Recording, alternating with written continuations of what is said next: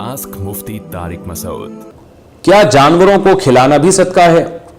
हमारी तरफ कुछ कुत्ते जानवर वगैरह भूखे रहते हैं, अगर मैं उन्हें सुबह शाम कुछ खिलाता हूं तो क्या मुझे इस पर सदक़े का सवाब मिलेगा या मेरे पैसे ज़ाया हो जाएंगे? मोहम्मद एहतशाम लखनऊ से।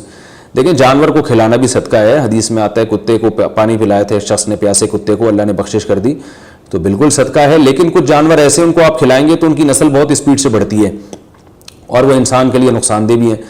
तो अगर आप कुत्तों को बहुत खिलाना शुरू कर देंगे तो सारे जितने भी बेरोजगार कुत्ते हैं वो सारे आप ही के घर पे आके डेरा लगा के बैठ जाएंगे और फिर वो नस्ल भी तबीयत से बढ़ाते हैं। आपको पता है कुत्तों के तो बरसाती मेंढकों की तरह बच्चे होते हैं, फिर हर जगह आपको कुत्ते ही कुत्ते नजर आएंगे।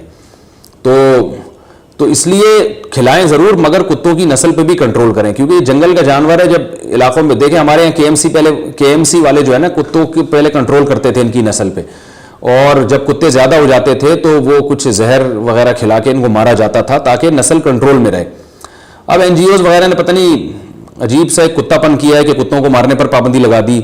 उसका कराची में ये नुकसान हो रहा है कि कुत्ते इतने हो गए हैं कि गाड़ियों के नीचे भी आ रहे हैं, जिससे एक्सीडेंट हो रहे हैं गाड़ियों के, और पागल होकर काट भी रहे हैं लोगों को। वैक्सीनेशन का तो कोई इंतजाम ही नहीं है कुत्तों की हमारे यहाँ, तो उसका बड़ा नुकसान हो रहा है। तो ये हदीस से साबित है, सही है, मुस्लिम की हदीस है, मदीना में जब कुत्ते ज़्यादा हो गए थे, आप सल्लल्लाहु अलैहि वसल्लम ने मदीना के कुत्तों को मारने का हुक्म दिया था।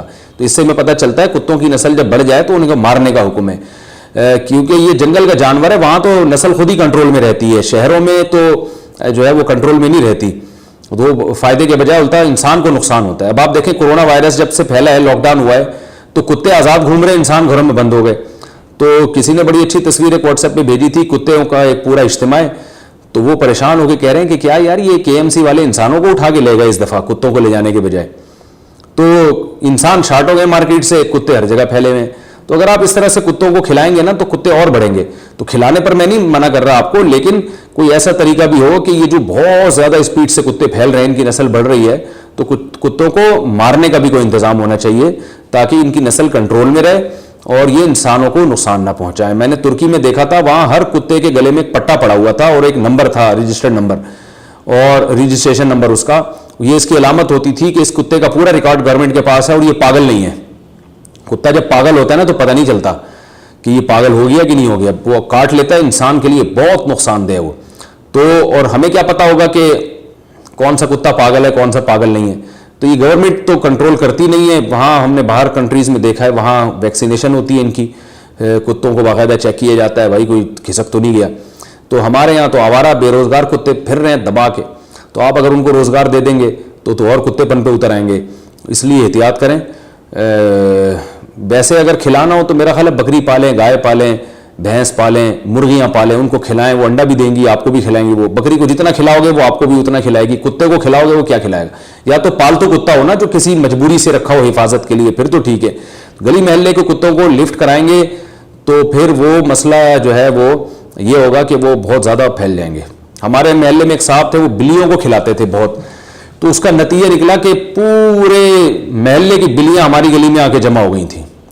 वो बिल्लियां की भी तो मुखबिरी होती है ना, एक बिल्ली ने खाया, उसने दूसरी को जाके बताया, बहन वहां जो है ना चीचड़े मिल रहे हैं, तो वो होते होते खबर फैलती रही। एक साल में वो भाई पूरी एक बिल्लियों की फौज हमारी गली में तैयार हो गई। हमने कहा यार ये क्या मजाक है? ठीक है, 2-4 बिल्लियां हर गली में अच्छी लगती हैं, जानवर तो एक ज़मीन की रौनक है। मुझे खुद भी जानवर पालने का शौक है।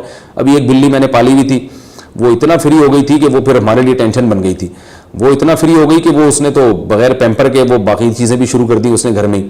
तो फिर हम उसको दूर कहीं फिकवा कर आए हैं, वरना बहुत पल गई थी वो।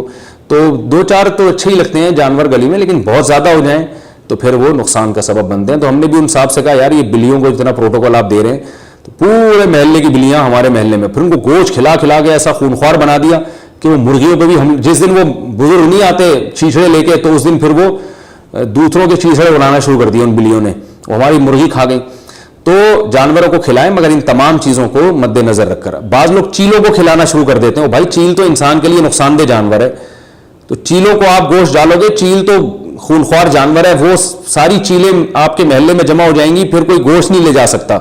मैं एक दफ़ा गोश्त शॉपर में लेकर आ रहा था तो एक फजाई हमला हुआ।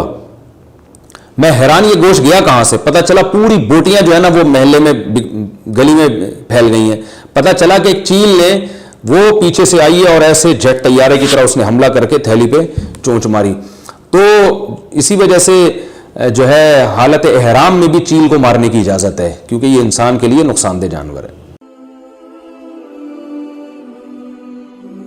آسک مفتی طارق مسعود۔